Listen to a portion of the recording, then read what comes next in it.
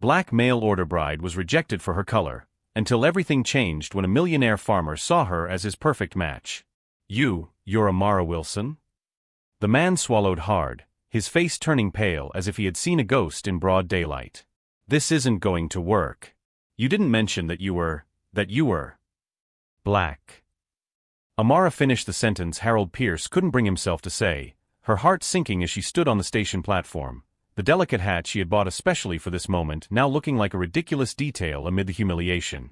3 weeks of travel. 6 months of passionate letters. A trunk full of hopes and the promise of a new beginning away from the discrimination of the big city. All of that crumbled in seconds the moment Harold finally laid eyes on her. In your letters, you wrote so well. I imagined, he stammered, taking a step back, the bouquet of flowers wilting visibly in his sweaty hand. Couldn't you have warned me? Amara took a deep breath, gathering every ounce of dignity she had left.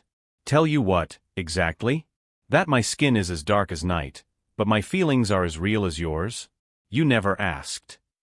Harold looked around nervously, noticing the curious glances of passengers and station employees. In the small town of Riverbrook, a well-dressed black woman was already attracting attention. A black woman being publicly rejected by a white man created an irresistible spectacle. You have to understand my position. The community here, my business, he muttered, taking another step back. I can pay for your ticket back. You seem educated, I'm sure you'll understand. Amara felt a chill run down her spine, not from sadness, but from a controlled anger that simmered silently. In his letters, Harold had written about the lonely heart of a 45-year-old widower who longed for companionship, understanding, and a new chance at love. At no point did he mention that this heart had a color preference. I spent all my savings to get here, she said, her voice steady despite her inner trembling. I have nowhere to go back to. Harold reached into his pocket and pulled out some crumpled bills. This should cover a place to stay for a few days until you work things out. That's when a deep voice cut through the tense air like thunder on a clear day. Is that your solution, Pierce? Throw money at the problem and hope it goes away, like it always does. A tall man appeared behind Harold, his piercing eyes fixed on the merchant who now seemed to shrink in size. He was dressed in simple but visibly expensive clothes, the kind of simplicity that only the truly wealthy can afford to display. His sun-tanned face betrayed a life spent outdoors, but his posture exuded unquestionable authority. This is none of your concern, Maxwell, Harold replied, but his voice betrayed his uncertainty. It becomes my concern when I watch a man I've known for 15 years behave like a coward. The man named Maxwell turned to Amara, his gaze softening slightly. Miss, allow me to introduce myself. Alexander Maxwell. I have a property just outside the city. Amara nodded stiffly, suspicious. From experience, she knew that kindness from strangers often came with a hidden price. If I may be so bold, Alexander continued, I offer you lodging at my home until you decide your next course of action. We have guest rooms that are rarely used, and my housekeeper would be delighted to have company. Harold visibly choked on the offer. Maxwell, you can't be serious. What will people say? Alexander smiled, a cold smile that didn't reach his eyes. The same people who do business with me every day? The same people who depend on my land for their livelihood? I'm curious to hear what they would say. Harold paled even more, understanding the implied message. Alexander Maxwell wasn't just a farmer, he was the farmer, owner of half the productive land in the region. What no one at that station could guess was that while Amara wavered between wounded pride and practical necessity, she carried with her not only a trunk of clothes, but also a secret that would forever change the balance of power in that small community. A secret that would make Harold Pierce bitterly regret the day he decided that skin color determined a person's worth. If this story of prejudice and dignity touched your heart, don't forget to subscribe to the channel to find out how a humiliating rejection would become the catalyst for a turnaround that no one would ever forget. The Maxwell estate was not just a farm on the outskirts, as its owner had modestly described it. It was a stately Victorian mansion surrounded by acres of thriving plantations and lush pastures where thoroughbred horses grazed peacefully. As Alexander's carriage passed through the ornate gates, Amara felt simultaneously impressed and suspicious. People here aren't used to differences, Alexander explained as he pointed to the main house. Riverbrook was founded by traditional families who remain conveniently stuck in the past. Harold Pierce is just a symptom of a deeper disease. The housekeeper, Mrs. Foster, a middle-aged woman with kind eyes and a stiff posture, greeted Amara with professional courtesy. If she was surprised by the presence of a black guest, she didn't show it.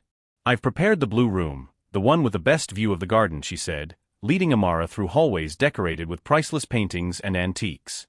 At dinner that evening, served in the imposing dining room, Alexander explained his history. The son of a banker from the North and a teacher who had embraced abolitionist causes, he had inherited not only a fortune but also strict principles about equality. When he moved to Riverbrook 15 years earlier, he had been regarded as eccentric, too rich to be ostracized, but too different to be completely accepted. "And what is your story, Miss Wilson?" he finally asked, after describing the businesses he ran. "Your letters must have impressed Harold for him to extend such a formal invitation." Amara hesitated, but something about Alexander's direct manner inspired confidence. "I'm a teacher. I was a teacher in Boston. I taught literature and history at a school for girls of color. When the school closed due to lack of funds, I realized I needed to start over somewhere else."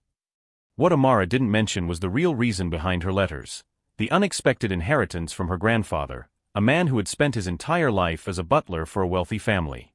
An inheritance that included not only carefully saved gold coins, but also ancient documents that could change the fate of certain lands in the Riverbrook region.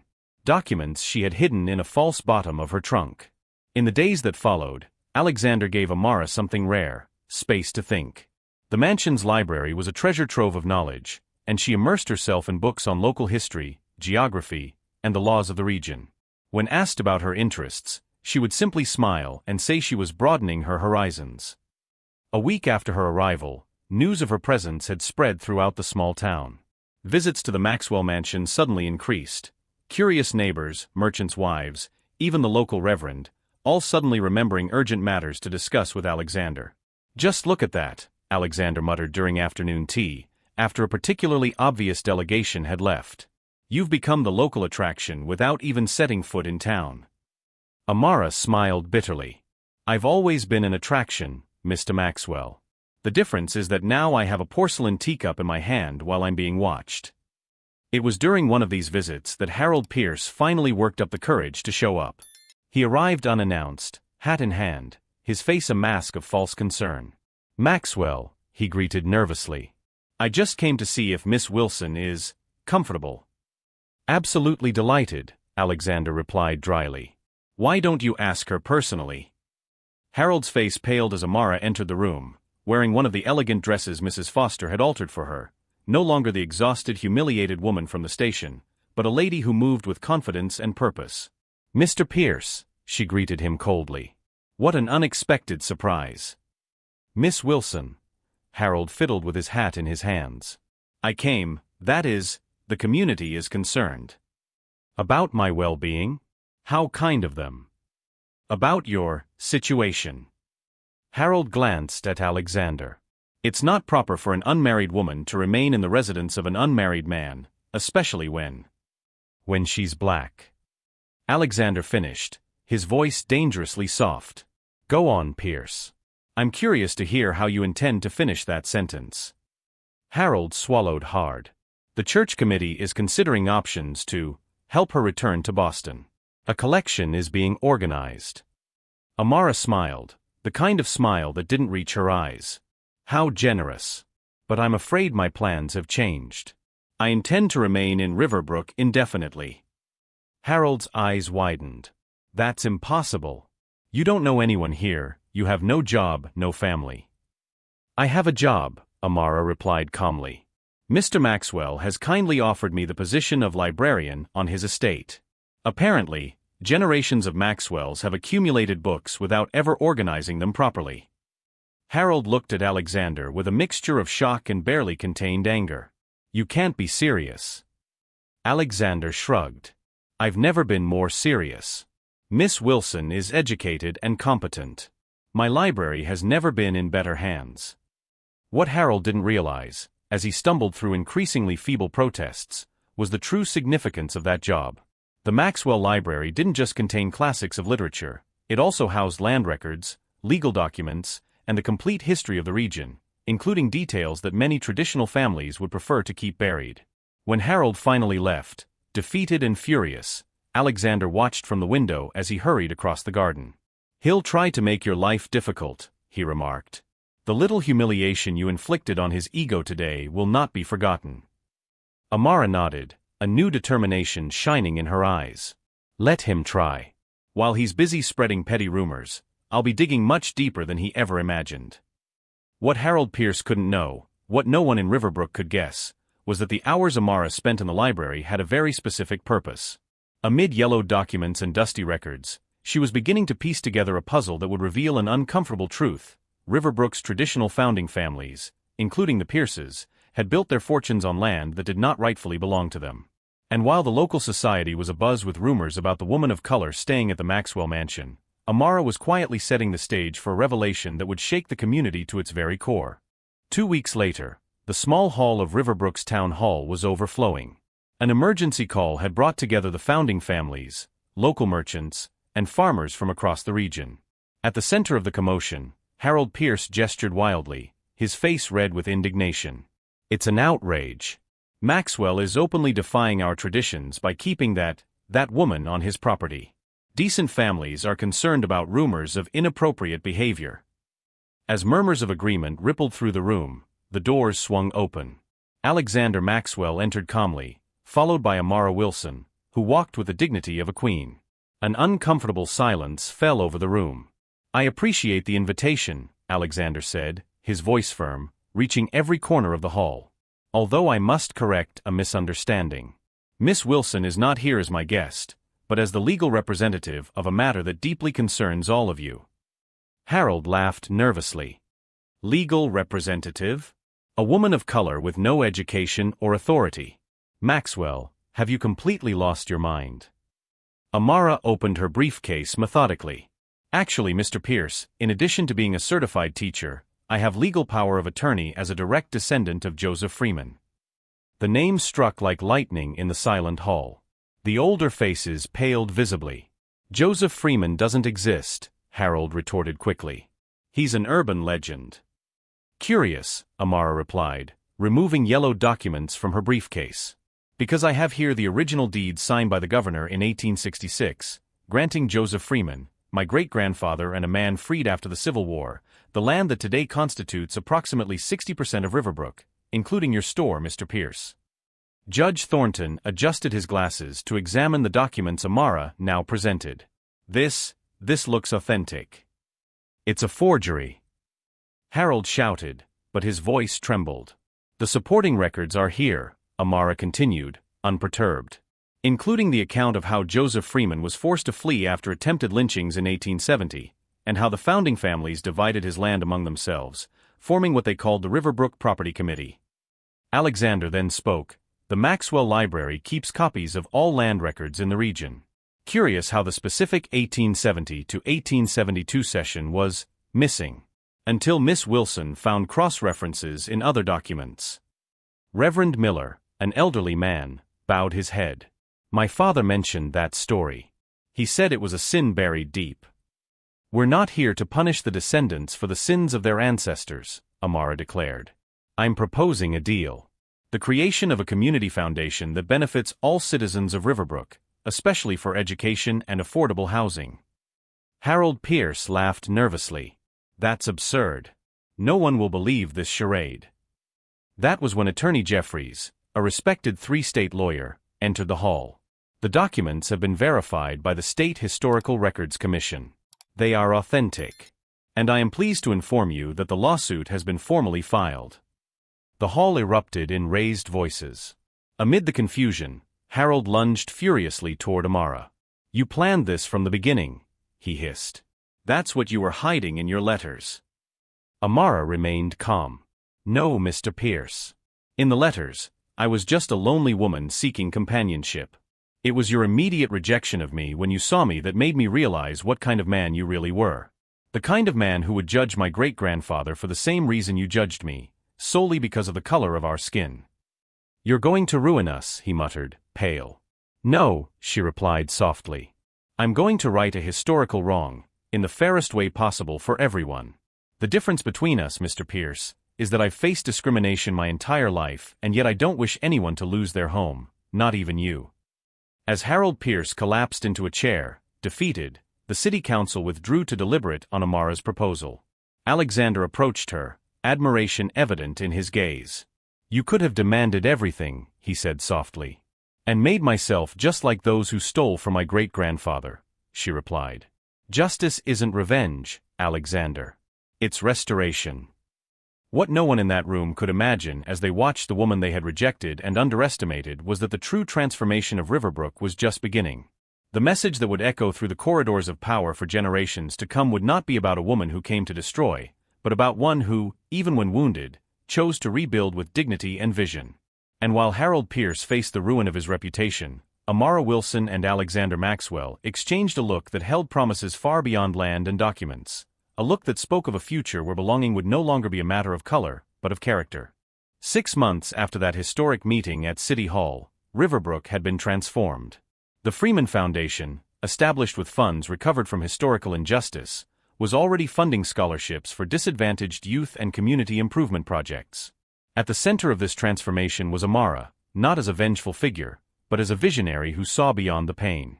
Harold Pierce's former store now housed Riverbrook's first public library, ironically, a place where forgotten stories could finally be told.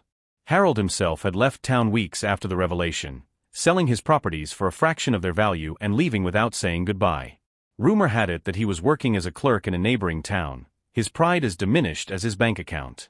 "You could have destroyed him completely," Alexander remarked one fall afternoon as they strolled through the gardens of her estate, now partially converted into a cultural center. "Most people would have demanded every last penny." Amara smiled, watching children playing on lawns that had once been the exclusive territory of the elite. "Revenge would have given me satisfaction for a day. This," she gestured to the space around her, "will give us satisfaction for generations." News of the Freeman heiress had spread beyond Riverbrook, attracting journalists and historians interested in documenting similar cases of historical land injustice. Amara received invitations to speak at universities, sharing not only her personal story but the legal methodology she had used to re-establish the truth. During a celebratory dinner in the main hall of the Maxwell Mansion, now officially named Freeman Maxwell House, after the discreet marriage of its owners, Judge Thornton raised his glass in an unexpected toast. "To the woman who taught us that justice is not just a legal concept, but a daily practice," he declared, his voice breaking with genuine emotion. "When Amara arrived in our town, we thought we knew exactly who she was based solely on her appearance. What a humbling and necessary lesson we learned." At his side, Martha Webb, now principal of the new community school, nodded vigorously. "And to think it all started with a cruel rejection at the train station." Alexander took Amara's hand in his. "The best decision Harold Pierce ever made was to reject you," he murmured with a smile. Although I doubt he would agree. In the old central square, where once only traditional families were celebrated, a new monument had been erected. Not a grand statue, but a simple bronze plaque telling the story of Joseph Freeman and how his unjustly taken land had finally returned to its purpose of serving the entire community. As night fell over Riverbrook, Amara watched the city lights from her new porch. She had arrived as a rejected stranger, a black woman deemed unfit to belong. Now she was not only accepted, but respected, not for bowing to the expectations of others, but for standing firm in her principles. When Alexander joined her with 2 cups of tea, Amara reflected on the journey that had brought them there. "You know what's ironic?" she said. "Harold rejected me because he couldn't imagine sharing his life with someone who didn't fit into his narrow worldview. In the end, that's exactly what destroyed him. While you thrived because of exactly what he despised, your strength, your history, your truth," Alexander added. The lesson Riverbrook learned, and one that would echo for generations, was simple but profound. When we judge someone based on superficial characteristics, we not only deny their humanity, we blind ourselves to the extraordinary value they could bring to our lives. And as Amara Wilson Maxwell watched the moon rise over the city that had once rejected her, she knew that true revenge had never been about punishing Harold Pierce. It was about building something so beautiful, fair, and lasting that his rejection would become nothing more than a footnote in the much larger story that was being written. If this story of overcoming prejudice and achieving justice with dignity touched your heart, don't forget to subscribe to the channel for more inspiring stories that remind us that our differences are not obstacles, but sources of strength that can transform entire communities.